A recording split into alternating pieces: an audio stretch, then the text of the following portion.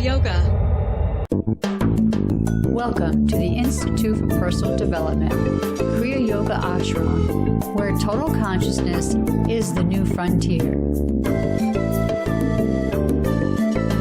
Kriya Yoga is union of the individual with the divine. Join us as we explore the practices to initiate this process.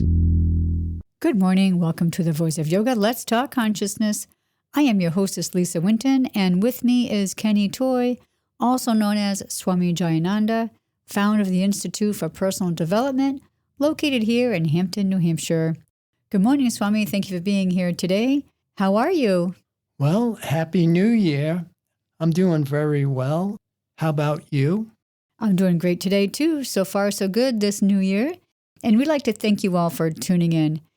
Today on The Voice of Yoga, we will talk about the dawning of AI, artificial intelligence, can be seen as a method to stop thinking with the corporeal senses and at the same time have a visible and tangible image to uphold the divine idea of perfection. In this show, we will discuss what it means to know yourself in the way we are known by the Creator, when the outer and inner are one.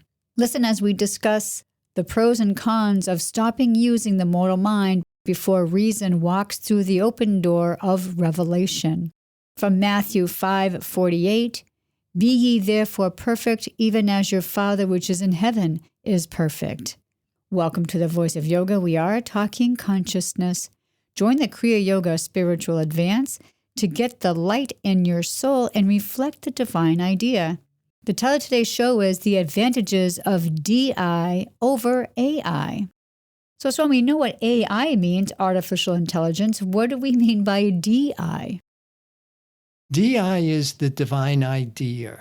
Physics tells us there's no gain without loss and no loss without gain. And divine metaphysics tells us life is perfect and changeless with nothing to gain or lose. And then scripture tells us never will the two meet. Always think about what Socrates said. May the inner and the outer man be as one. I really like this use of the word man again. For us, it's not gender. It's a level of consciousness, reminding us of the 3 stages of growth mortal mind must pass through. As Mary Baker Eddy told us in miscellaneous writing, she wrote, mortal mind must pass through 3 stages of growth. And these stages of growth are represented in the Bible by born of woman, born of man, born of spirit, caterpillar, chrysalis, and butterfly. What we're talking about today is this idea of artificial intelligence and the physics of spirituality. Mortal mind needs to be exercised and developed, and the less we start to do using our mental faculties, our mental functions, the less active they become. And just like any muscle in your body, if we don't use it, we lose it. So we're not using our minds in the way we were a long time ago, or even when I was young, where you had to figure everything out and you also had to perform tasks we now have robots and computers to do. And how is that going to help us? Other than it is giving us a better paradigm because we are aspiring to a better product, which to me is the influence of divine mind, because divine mind is perfection. Swami, would you say that there are maybe pros and cons to this artificial intelligence? Oh, yeah, definitely. The pro is we are now aspiring to perfection, which is the command that came from the Bible. Jesus said, "Be ye therefore perfect, even as your Father which is in heaven is perfect." We did another show back in November 2021 on artificial intelligence, where we talked about perfection, which is from the Sanskrit purna, meaning whole, complete. The idea of spirit being one, everywhere, always, having an understanding of exactly what we're talking about when we say spirit or divine idea. We're talking about the intelligence running a perfect universe. We use the astrology to help us understand just exactly how much logic, order, and predictability there is, especially as you get further and further from this world up into the celestial bodies. So you had said mortal mind must pass through these 3 stages of growth. Now, that is something that we would have to do ourselves. We cannot rely on artificial intelligence, but can we rely on divine idea, the DI? Well, divine idea is the principle. Spirit is the only life that's here, and it's perfect. We're not trying to make ourselves spiritual. What we're trying to do is come out of the artificial sense of self we are accepting or believing is here. As our awareness shifts from a mental material basis and we start to cultivate the faculty that enables us to perceive the spiritual fact of being, the divine creation, we're no longer fooled by the mental material counterfeit most of us are struggling with today. So when we said in the summary, the AI can be seen as a method to stop thinking with the corporeal senses, how does that happen? What does that look like? It reminds me of the use of a map on a trip. The map is a tool, and it gives you the direction you want to go. From the map, you can see an overview of where you are in relation to where you're going.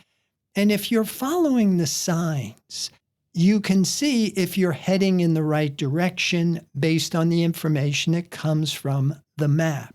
Well, the mortal mind can be also used in a very similar way.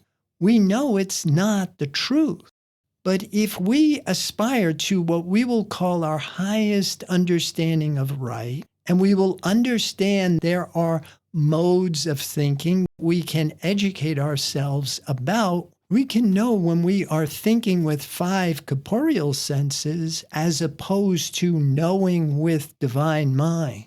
As you educate yourself and begin to separate the wheat from the tares, separating from the information that is dualistic, that reports in our corporeal sense mind, as opposed to the divine idea, which is invisible and intangible to corporeal sense, until we have what's called the birth of Christ in consciousness.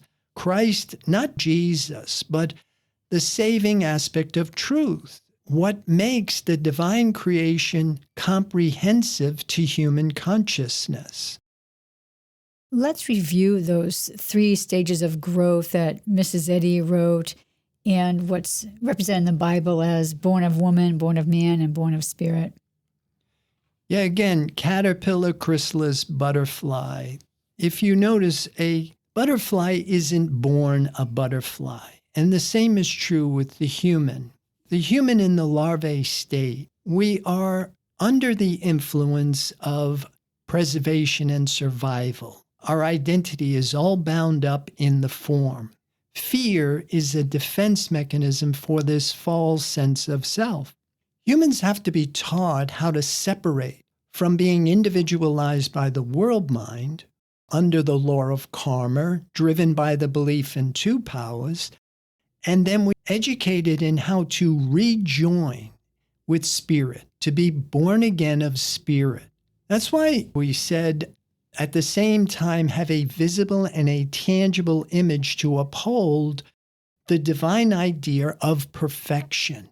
To be born again of spirit, what does that look like? The physical body has needs. It's looking for something external to itself to validate itself continuously.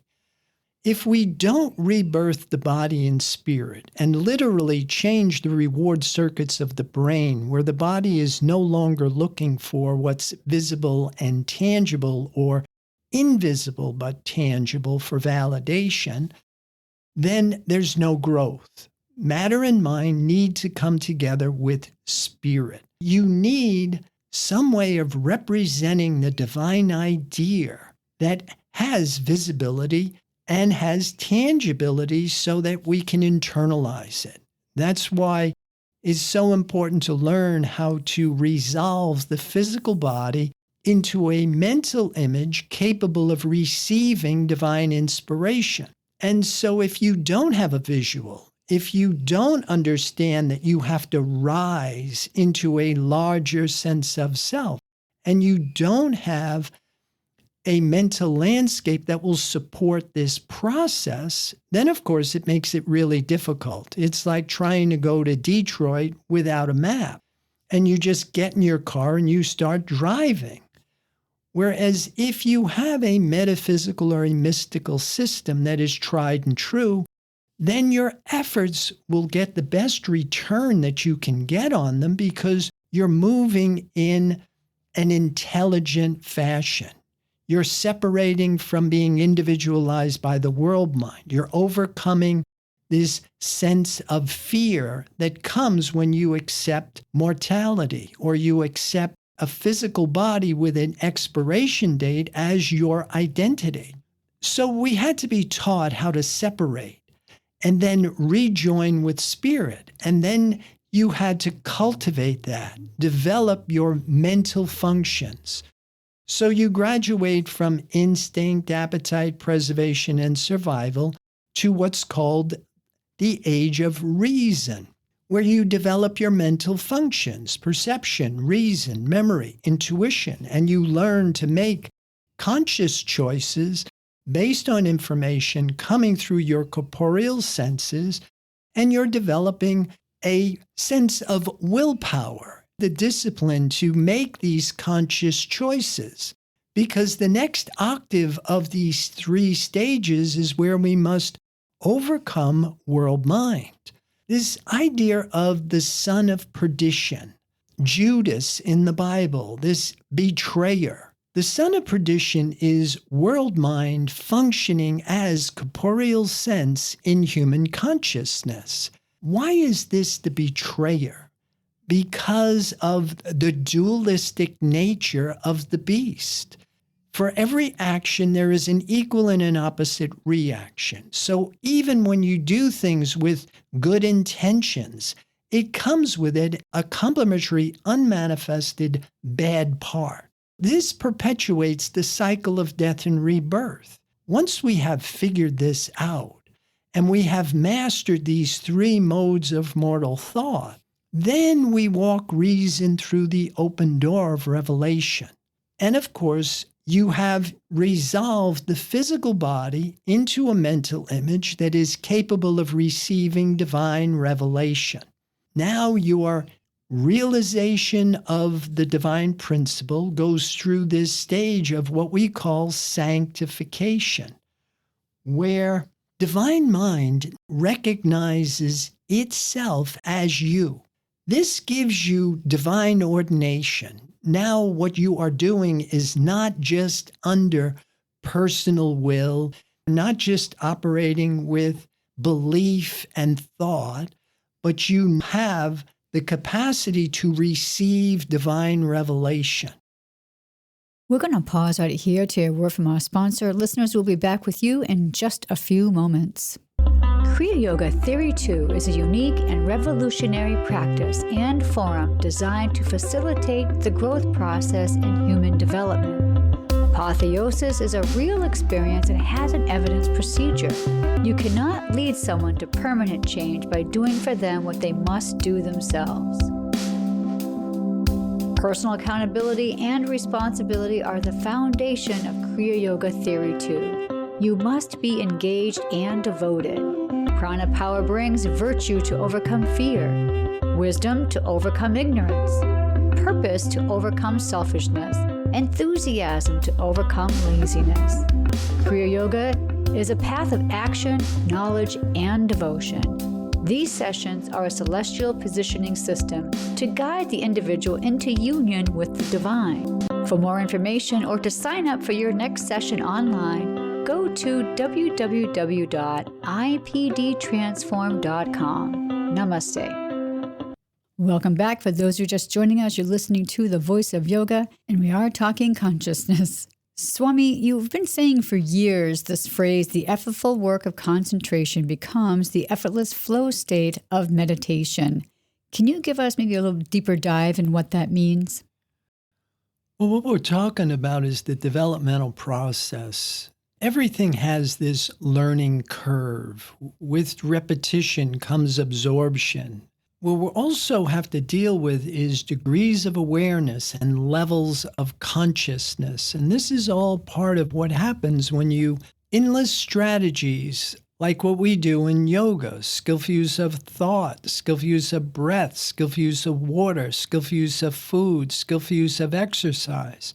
If we're looking for tangible clues in what's my level of consciousness, how am I thinking, we can use the physical body itself because it is a diagram of the mortal mind. How we think is what we become. We use that information in our asana classes, this idea of IOU, where you look in, you examine the physical body. You're looking for pain, discomfort, instability, lack, limitation, a conflict, the relationship between your default muscle memory and what this posture is suggesting I should be able to do. Then you can look out in comparison. The outer and the inner must be as one. If we're not getting this coincidence between the human and the divine idea is saying we are perfect. You are already perfect. But what happens when I'm not experiencing that? There's got to be a breakdown somewhere, and it's going to be in how you're thinking or your mode of thinking and your lack of ability to understand the influence of the divine idea, partially because we don't have the faculty. We haven't developed the faculty that enables us to perceive it. So we're working with belief instead of knowing the truth, which is what Jesus told us. Know the truth and it will make you free. Peter Townsend sang, I paraphrase, there isn't any easy way to be free. So the connection may be found in what is meant by to know, which brings us to the difference between thinking with 5 corporeal senses and knowing with 7 spiritual senses. Do we have to earn or develop something to avail ourselves of the option to what the Bible said, repent, to think differently? And that's why in yoga, you've got your 6th stage of yoga, which is concentration, and then this 7th stage of yoga, which is meditation. But if you try and do this, bypassing some of the requirements to get you to these levels of consciousness and degrees of awareness, typically what happens is you start to identify a lesser experience with this true mystical state of being. Swami explains to us what it means to know ourselves in the way we are known by the Creator when the outer and inner are one. Yeah, we need to know ourselves spiritually. The Creator is spirit. The truth of being is spirit. Spirit is the only reality. And we're fooled by the testimony of these corporeal senses. We have a mind that thinks it's separate from the truth. It's not something that's real, but it is a concept or an appearance, a thought about what is real. And the outer world of sense, which is duality, anything that appears in our corporeal senses, persons, places, things, and this inner world of spirit, the one perfect divine life, become one. when divine truth is the only consciousness. And so we are aspiring to know ourselves spiritually. And you can't do that with the mind we're using to get us through this lifetime. Plus, if you challenge the material concept of self, the form, it reacts as if it's in danger. And so that's why we say fear is a defense mechanism for the false sense of self. To do it, not muscling your way through it, but to do it with technique. Understand how to rebirth your body in spirit. Learn how to cultivate your mental functions. Then overcome the belief in mortality, the belief in a finite sense of self. And then come back to the outer world of sense and the inner world be the same. What surrounds us is within us, and consciousness is experience. Am I being influenced by mental material energy or the divine omnipresence? Striving for perfection may simply be a revealing of what already is here. When this realization of the allness of the omnipresent divine creation becomes conscious to material sense, and in the light of this divine truth, just like light dispels darkness, truth dispels the error. There is no mental material universe. The only thing that's here is spiritual emanation. Once we have cultivated and developed the faculty that enables us to know that to be true, we're never fooled by the testimony of the corporeal senses anymore. And this is what Jesus meant when he said to sin no more, no longer reacting to what isn't here. As we will learn, creating perfection is not the same as realizing perfection. Striving for perfection may simply be the very activity which separates the human from the divine. Spirit doesn't try. Spirit rests in the knowledge everything is perfect now. If we're trying to do something, we can't possibly be conscious of the divine truth. We did a radio show back on November 15th, 2021, you had mentioned earlier, and it was on artificial intelligence. And in that, we said, artificial intelligence is to human intelligence what human intelligence is to divine intelligence. Swami, what are your insights on that? Wherein mortal mind is the unreal version of the true divine mind, artificial intelligence really is an artificial, unreal mechanism or machine that does not have any life, truth, intelligence, or substance to it. But we can use it in the same way we can use the mortal mind to help us educate our thought so that we can now walk reason through the open door of revelation. And in a very similar way, we can use the information that comes through AI to help us educate that mortal mind. But if we want to be free from the belief in two powers, we want to be free from mortality, then we're going to have to go the distance. You're still going to have to develop the faculty that enables you to perceive the divine creation, because no computer can bring forth the divine image and likeness. We have a passage here from Mary Baker Eddy's Science and Health with Key to the Scriptures. This can be found on page 468, lines 8 to 15. I'll read it. Question: what is the scientific statement of being? Answer: there is no life, truth, intelligence, nor substance in matter. All is infinite mind and its infinite manifestation. For God is all in all. Spirit is immortal truth. Matter is mortal error. Spirit is the real. and eternal. Matter is the unreal and temporal. Spirit is God, and man is his image and likeness. Therefore, man is not material, he is spiritual. End of the quote. So it sounds like she just described what you described AI to be. Your thoughts?